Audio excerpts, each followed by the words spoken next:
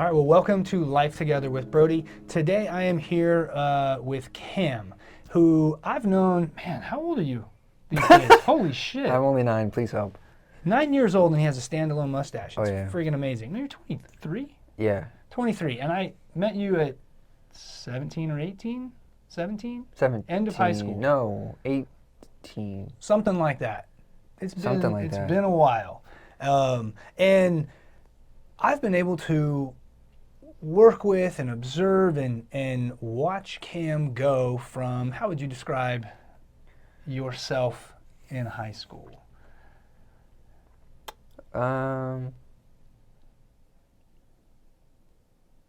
Not very cool. I might disagree with that. but keep Okay, going. well, that's your opinion. Not a lot of self-esteem. Yeah, definitely not a lot of self-esteem. No boundaries or any understanding of what that meant whatsoever. How would you say, how well do you think you knew yourself? 0. On a scale of like 1 to 1,000, 0. Nothing. Yeah, I never So- thought about it. And I imagine, actually I don't imagine, like that's pretty typical, right? Yeah. Teenagers, you've gone through childhood, you're done with being a child, you're emerging Definitely into adult. Well, you should be still playful and have fun, but your world changes, and how you think about the world changes. Fair? Yeah. And you start to develop your own sense of personal Self. compass. Yeah, Yeah. your own sense of self, your own, what you were told as a kid, you now get to go, well, how much do I Yeah. like Wait or a minute. believe I that? don't know or, about that. Yeah, I'm not, that doesn't feel good or resonate with me. And the idea is you start to figure out yourself better. And I met you at the point where you didn't know yourself very well. At all. And you, so what kind of struggles existed in your life when we met? So I was, sorry, I boiped. About 1.5 years into a pretty emotionally abusive relationship. That was very, I essentially had a savior complex forced upon me by someone who repeatedly told a young boy that they wanted to kill themselves and that, sorry, am I allowed to say that? They wanted to unalive themselves and that I was the only reason that they didn't. So unfortunately, like I find this to be hopefully not a common thing, but some of the concepts you're talking about are very common, right? Like in my world, we talk about like healthy versus toxic relationship. In a toxic relationship, there's a lot of emotional manipulation. Yeah. Can turn into abuse. What would that look like? Well, for me, it was a lot of, what's the word? Placing her like emotional responsibilities to herself onto me. Yeah, so if you're a young person in a relationship, that is, if you don't do X, I'm gonna feel some way that you're responsible for. Yeah, like I'm doing this because you made me feel this way, so it's your fault. There you go. We call that gaslighting. We call that all kinds of things. Someone's feelings, who's responsible for their feelings? Yeah. Yeah, I'm responsible for my feelings. Correct. You're responsible for your feelings. Also correct. When we have healthy boundaries and we talk about that and we're honest about that, I can understand how you feel. Yeah. But and I can't. It's not my responsibility to make you feel any certain way. Correct. And this is something I run across in parents as well. Their parents are often thinking and saying to me things like, I just want to help my kid feel happy or not feel so sad or anxious or whatever it is. Yeah. And yes, there are things that we do that impact other people. On board with that. However, You can't there are make also anybody things- feel a certain way. Yeah. You know, how we feel about things is part of understanding ourselves and learning how to navigate that.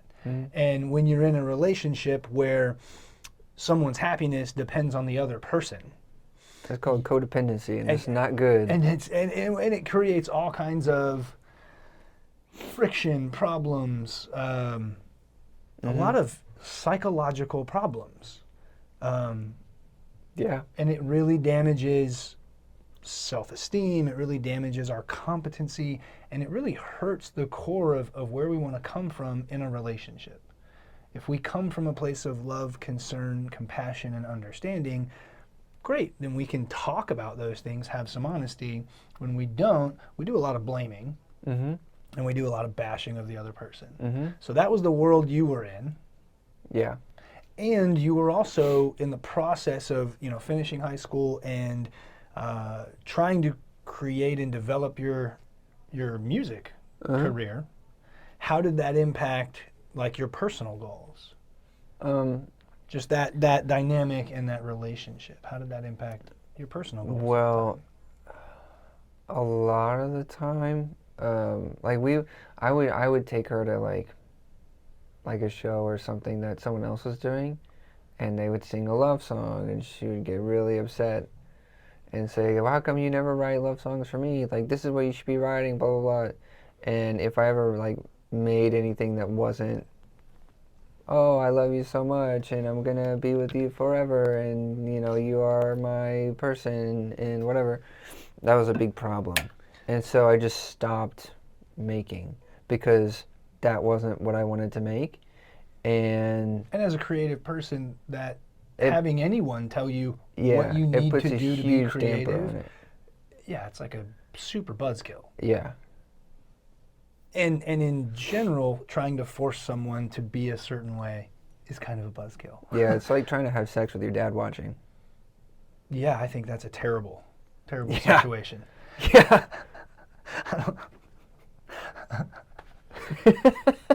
It's a great way to put it, though. Great. Like, so all yeah. of you listening, that's the mental picture that you get to have for the remaining. Yep. Think about your dad. Don't think about your dad. Oh my God. Please stop. Okay. So creatively, that was a struggle as well. Yeah. And even in the work that you and I did, I recall a lot of it being around how to understand your own, what you wanted in terms of boundaries. And then being able to relay those Yeah. honestly, and I would say with as much compassion as possible, and still being firm. Yes. Right? If I'm going out with my friends and not hanging out with girlfriends Saturday night, It does not mean we're with a bunch of strippers. it doesn't mean all the stuff. Yeah. Right? And being able to do that, hold that boundary, because I know initially it was like, if you got a call, you feel this conflict, and that's not a healthy relationship. Yeah.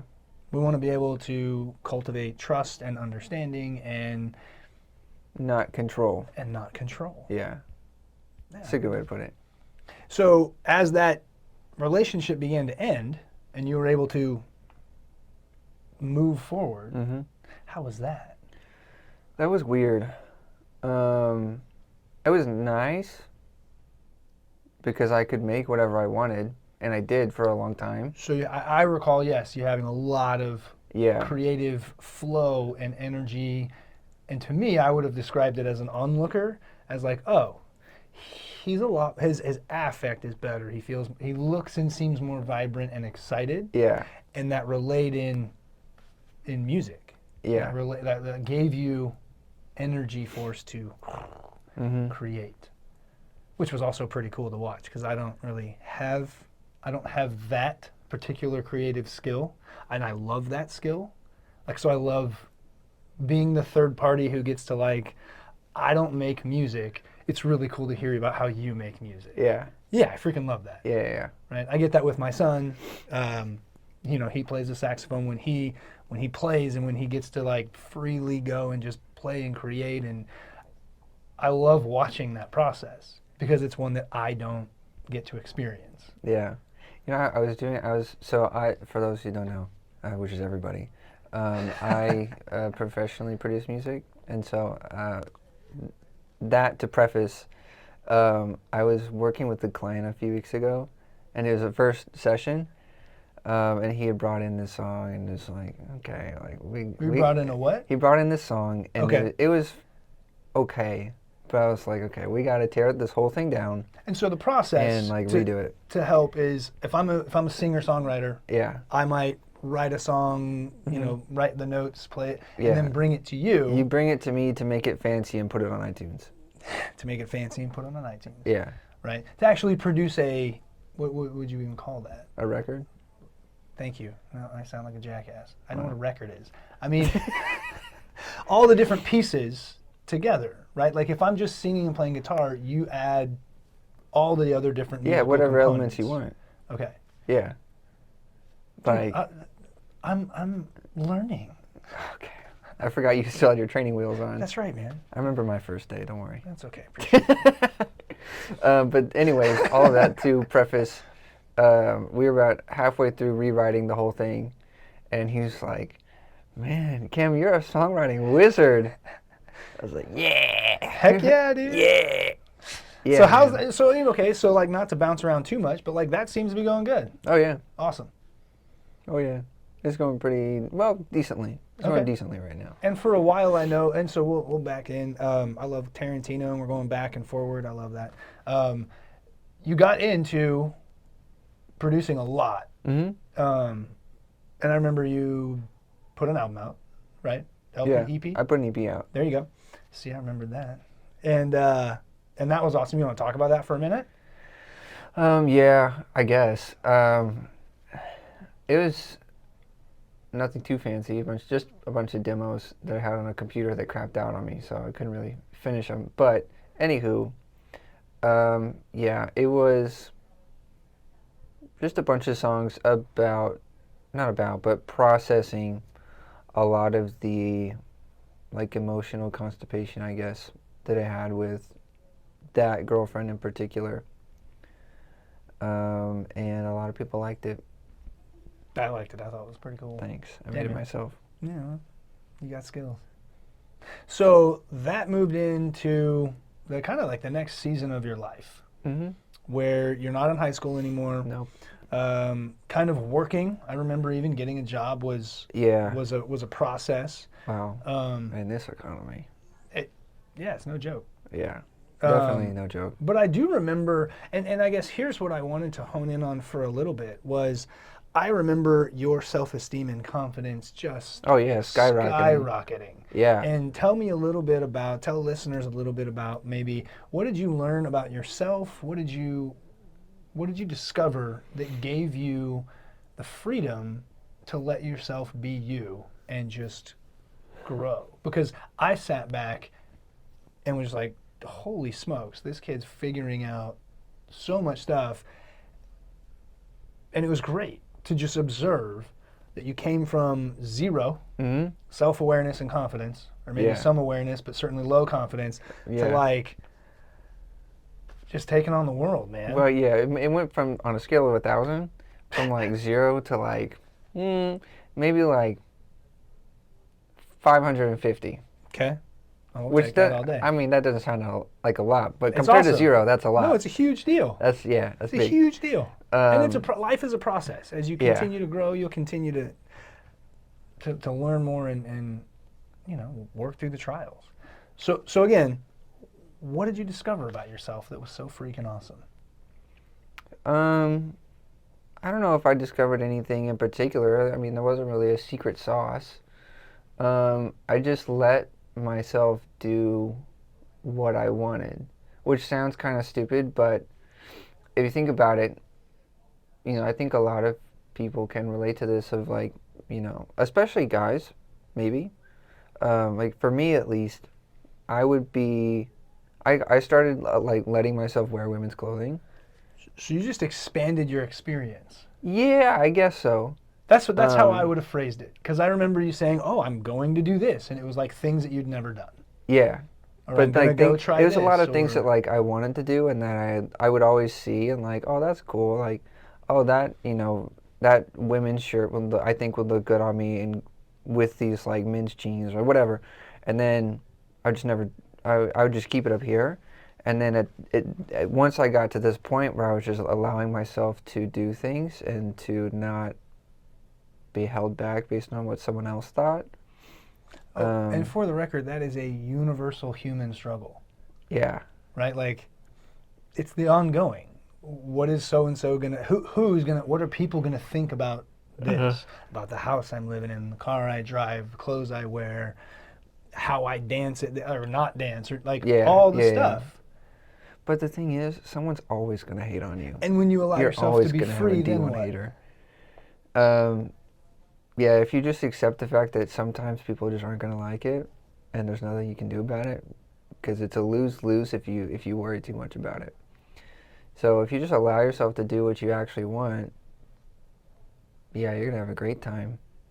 Because you won't be worrying about what all the haters are thinking, or, you know, what your girlfriend's going to think, or your boyfriend's going to think, or, you know, you're just worried about what you want. Because ultimately, you have to live with yourself. No one else has to live with you, you know?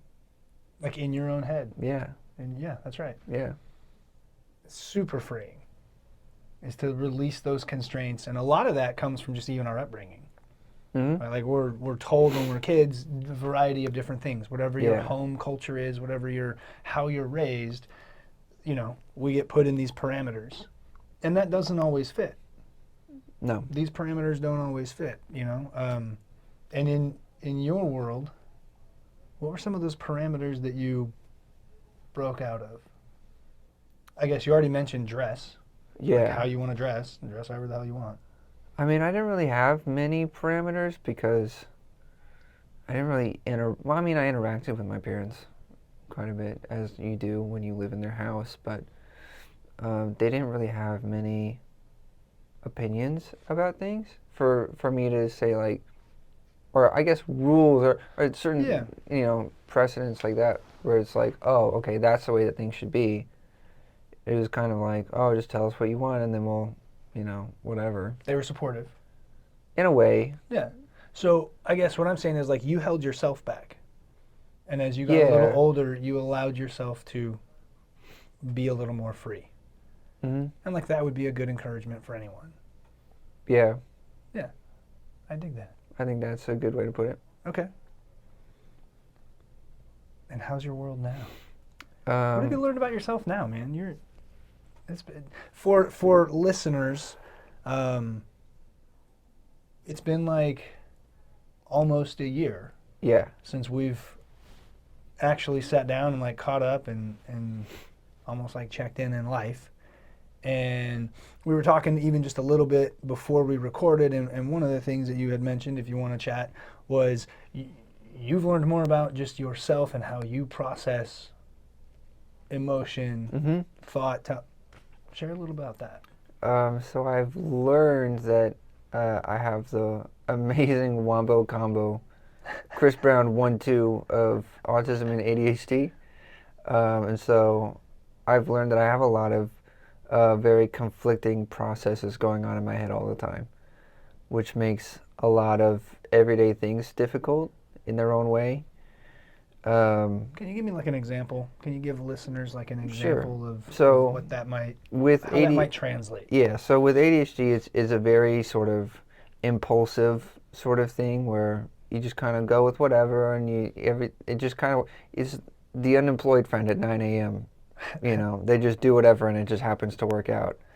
And then I have this other side of... So with ADHD, if I can tack on, Uh-huh. one of the things that in my world we talk about is like these like executive functioning skills, the ability to Yes. like slow down and plan out your day, plan out your Yeah, week, that's the ability to difficult. organize, you know, Yeah. not just like the material things you have maybe in your space, but also like organize your thoughts and Yeah. like get those together. We talk about like being able to like predict into the future so I can do and plan now. And then Yeah. there's that impulsivity, So, yeah. along with a varied emotional swing. Yeah. Yeah. It's So a all of lot these things, a lot of- anyone with ADHD has varying symptoms of this Mhm. that make it a little more difficult. Certainly in my world, it's, and I observed this most when I was at Gateway, it disrupts the learning process extremely like intensely. Mhm. And it just means that when I get these additional supports and when I learn these different ways, like how to organize myself, how to, day plan, how to navigate some things, and then remind myself of which things are actually important to me, that helps me hone in, focus, and stay on track. Just with the ADHD component. Mm-hmm. So if you haven't figured those things out, life can feel and be fairly chaotic. Yeah, that's And also why that first relationship was very difficult. yeah, it's like an emotional issue comes up and your emotion swings and your impulsivity swings and your desire to like fix swings. Yeah, And so all those things create tornado of, like you said earlier, like codependency and make It's it really the worst Sharknado of emotions ever. okay. So we got ADHD going on, and that's something I understand personally, can relate to, and And then you have the autism side, which is this very, like I have to have routine and I have to have things this very specific way, and X, Y, and Z are too overstimulating, but the ADHD side craves those things at the same time. So it's just this like running into a wall all the time with every single thing. So even just trying to do the dishes, it's like so a like trying to nightmare. do the dishes, you have a particular way to do it, and what is the conflict there? Like, Or well, what is the battle? the battle is the autism side wants to say, okay, we know we have to do the dishes. Let's do it at this time on this day because the ADHD side has this crazy executive dysfunction where I can't do anything right now. I'm stuck. And so then that time comes and The executive dysfunction is still there. And so learning then how dishes to don't get like, done, well, or sometimes they maybe don't, but learning how to force myself to do things anyways has been a challenge for sure. But something I yeah. need to do And why do you say you need to do it? because it's got to happen. How do you feel The when you get it dishes done? have to get done. I feel fine like once I'm actually doing it, but just like So it's almost that initiation piece. yeah, Just starting and I think that's another ADHD. Sometimes it's really hard for me to just start something. yeah. And once I Starting start it, things is I can always get the hardest I can get part. rolling. Yeah. But just taking a first step Mhm. sometimes is Feels like and depending on my emotional state could be terrifying. yeah, And that first step if I don't feel comfortable with it, man, it's hard to do. yeah, I think that's true for a lot of people in general as well, though. yeah. But with ADHD, sometimes that first step, instead of feeling like I'm taking a step out of my door, it's like I'm taking a step from my door to the moon in one step Okay, yeah. with no rockets. You just got to figure it out, buddy. Okay.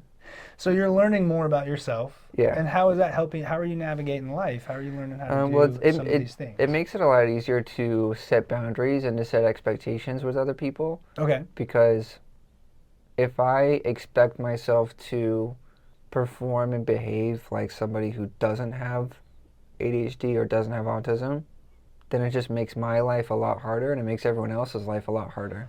Okay, so this is more, to me, I would phrase this as this is a self-awareness Hmm. process as well as self-acceptance. I Yeah, have to be very honest with myself so that I can actually have healthy boundaries and navigate the world a little healthier. yeah, And if I don't, I'm going to pretend that I can do these things in this way that I yeah. know I can't. Well, yeah, I A can. It version of just that. takes a lot more energy than for Okay. what it would for a normal person. Okay, that's a great way of saying it as well. Yeah, There are things that you can certainly do, but man, it might drain you. yeah, And I work with a handful of young adults currently who are on the spectrum who they explain this a lot. hmm, That I know one's in school in college and getting up, going to class, and then doing the extra study. I remember being able to like find my routine and then doing that, and it's just became part of my life pretty quickly. 2 years in, this is still a really, really draining process hmm, for this individual. So that this young woman I'm working with, she's gotten to where she can do it, and she gets home and is fully exhausted. yeah. And it's like to an onlooker, it's like, well, you only went to 2 hours of class and did 2 hours of study. You did more of that in high school, right? Like you were at school for 8 hours a day or whatever it was. Yeah. What's the problem?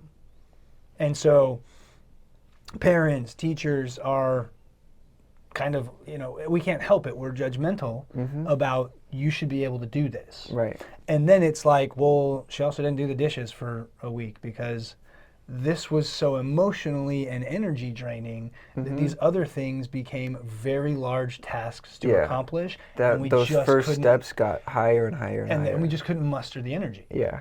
And that's a very real thing. And she's bright. So she knows I got to do these things. Yeah. What sucks is when you're really self-aware and then you're like, fuck. So, okay, so what have you learned to help these things go smoother, to help conserve and navigate and use your energy a little more wisely? And I think this would be general great advice for people, just people in general. There are things that we're naturally maybe good at that don't require a lot of energy. And then there are things that require a lot of energy. Yeah. It's recognizing the difference. And then how do you get the support or what you need to be able to do the stuff that takes a lot of effort? I mean, for me personally, because everyone's different, I guess I've sort of realized that the longer that I sit and stew about and sit in that anxiety about doing things, that actually uses more energy than actually just doing the thing. I am so glad you brought this up. Share a little bit of maybe like how that.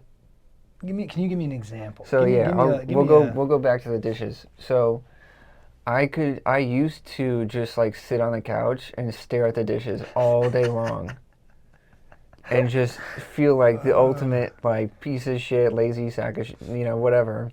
That's like I know I have to do it, but I can't get up. I just can't. I know 50 moms right now are going. That's what happens when I look at the laundry. Yeah.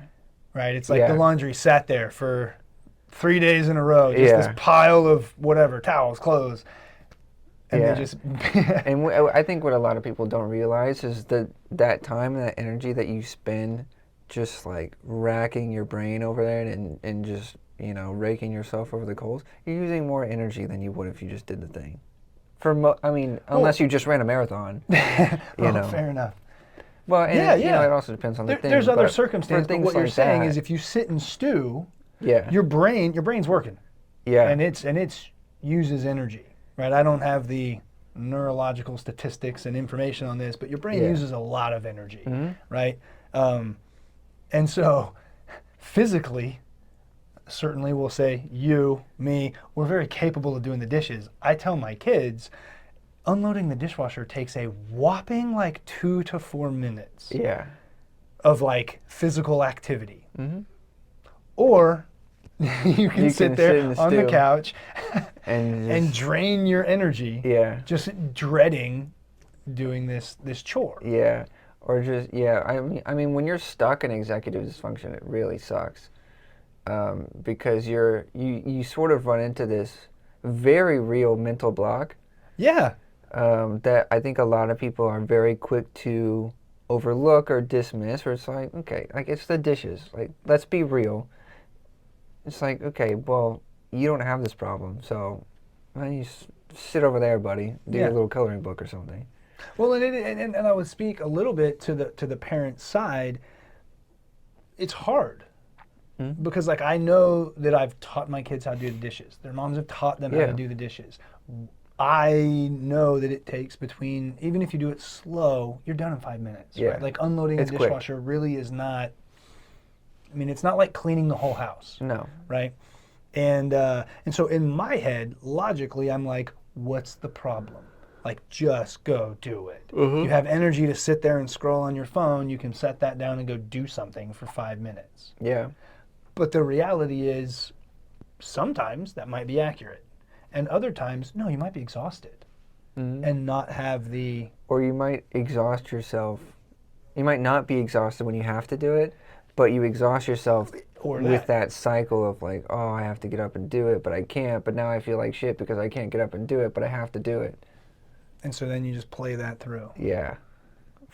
And I would do it for hours all day long. And I would also, add that what do we do to avoid that? We distract ourselves with just about anything. Mm-hmm. Right? I would sit there and play Fortnite or whatever for the whole day, and then at the same time just feel super guilty that I'm not doing the dishes, but I know that I can't get up and do the dishes, but I know that I have to get up and do the dishes. And so what's been really key and instrumental for me is learning how to cope with that executive dysfunction and how to like just be quick to overcome it.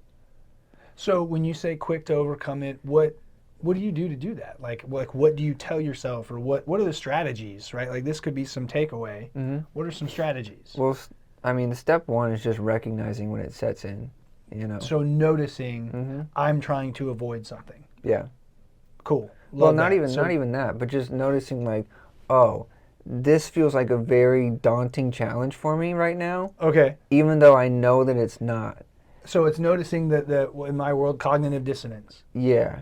right? Yeah. It's noticing that I have a 5-minute chore, Mm-hmm. unloading the dishes, and it feels like a all day 8-hour shift at frickin' my job, Correct. right? Which these things are not the same. No.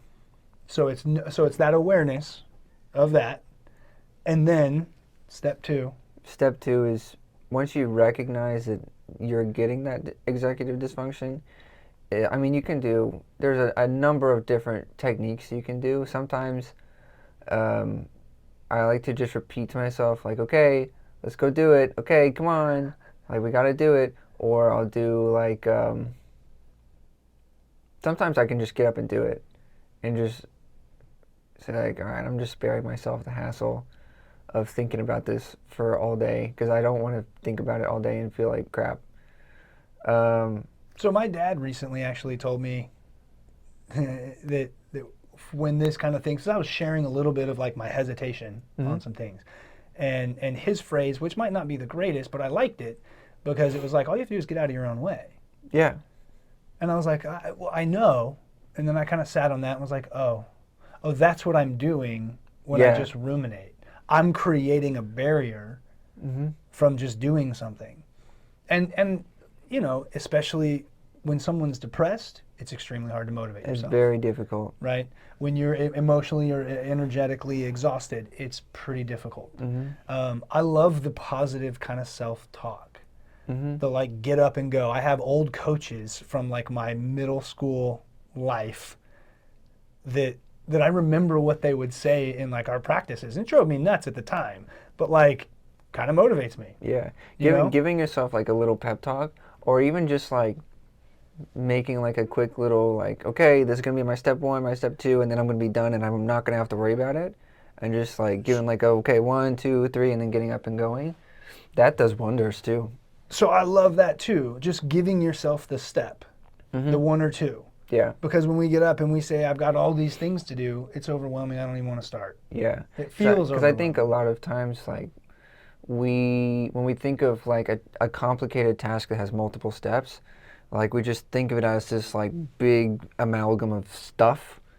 And when you can like sit and like outline everything, it's like, okay, this really isn't as complicated as I was making it out to be.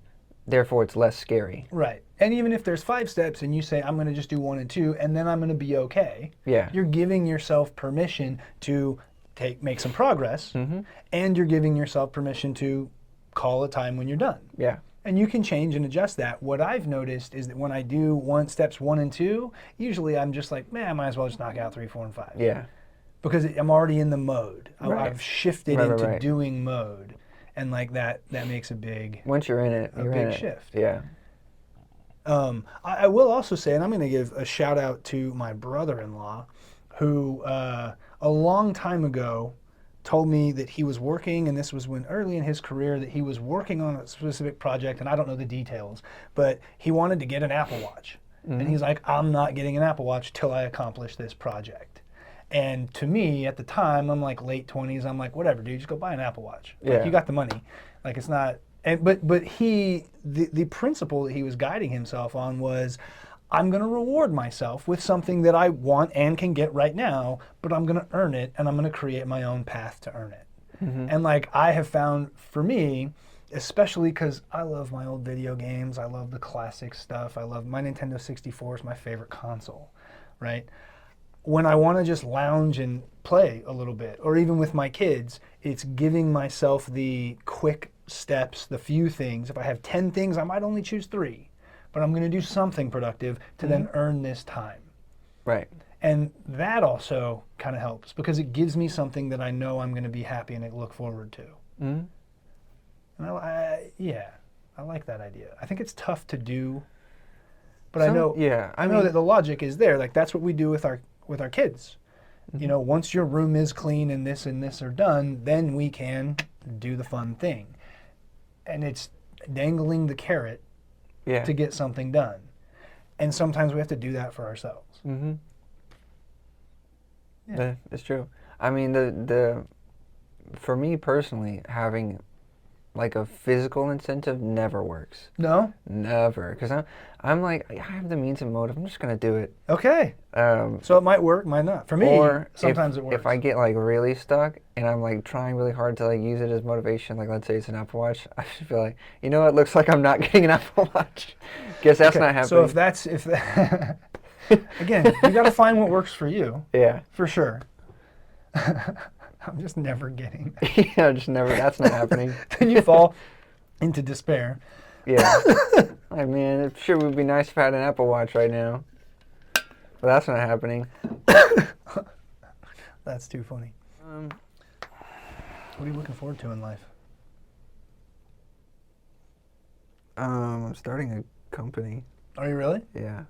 Doing what? I'll give you 3 guesses. Well, music production? Okay. Now I don't know. You're never gonna guess it. Never. Clothing? Uh-uh. Damn it. Oh, that was a good one. Mushroom care? Mm-mm. Mustache? Sorry. Mushroom care? Want a little mushroom? Yeah. Okay, what do you got? Poop scooping. Poop scooping? Yep. Like for dogs and stuff? Yeah. Okay. Like local business? Yeah, on a subscription basis. Okay. Nice. Yeah. How's that already going? I'm like 2 steps away from actually launching it. Okay, dude. I need pictures for my website, and I need to open business banking stuff. Well, I got some people if you need some help. I think. Here in the like North Houston, Woodlands general area. All right, dude. Yeah. Well, when we get this going, you send me your stuff, and we'll get some free advertisement for you. Hell yeah. Hell yeah, dude. Hell yeah. Okay. It's called Swift Shovel. Swift Shovel. Yeah. I know some people that got some big dogs. Speaking of this, I was going to tell you, I got a really cool truck. Nice. A really cool, but not cool in the way that you're probably thinking. Not like cool for you, man. Hold on, I got to show you. So I got I don't know if you know what a K truck is. No. It's a Japanese mini truck. And so basically it's a little bigger than the length Almost of the like a dash. utility truck kind of thing? Yeah, but it's really small. Are you parked in the garage over here? Yeah. I'm pretty sure. Yes! That's awesome, dude. That, for y'all, so you can see. Yeah. It's probably And is that going to be like a work thing? Like work truck? Yeah, that's what I bought it for, was Heck for yeah. that company. But I also daily drive it. And it's a right-hand drive. It's a stick shift. Yeah, it's pretty sick. All right. It goes really slow though. Like 7 to 9 seconds. So this is like the opposite of my truck. Yeah. 7 to 9 seconds to get to 45 miles an hour. That's so rad. It's pretty fun though. It's like driving a golf cart. Yeah, that's pretty sweet. Yeah, it's got a 3-cylinder 660 engine. Under the bed. Nice. Okay. Yeah. Everything, because it's so like small and compact, everything is in a really interesting place. Like my dipstick is behind my back left tire. So yeah, that's like a whole learning curve on all kinds of vehicle maintenance. Yeah. Okay. I had to do a lot because it's from 1997. And old school. Yeah. Freaking sweet. It smells like old people in there. It's got 30 years of Not Japanese that that's farts. a bad thing. It's kind of funny. 30 years of Japanese farts in those seats. Oh my gosh. All right, let's wrap this up. Cool. Glad you're doing well. Glad you got lots of cool things on the horizon. Still producing music. Gonna start a business. Yeah. From where you were at 0, at 17, 18? Yeah, I'm at like 830 now. Hell yeah, dude. Yeah. That's freaking sweet. It's great to see you. Thanks for coming on, man. Thanks for sharing this. I think we got a lot of really practical quality Yeah, tips. you got a lot of pretty good nuggets in there. Heck yeah. All right, man. Cam, thanks for coming on. Thanks for doing some life together. Thank you for Life listening. Together with Brody. You heard it here first. Have a lovely day. Do that.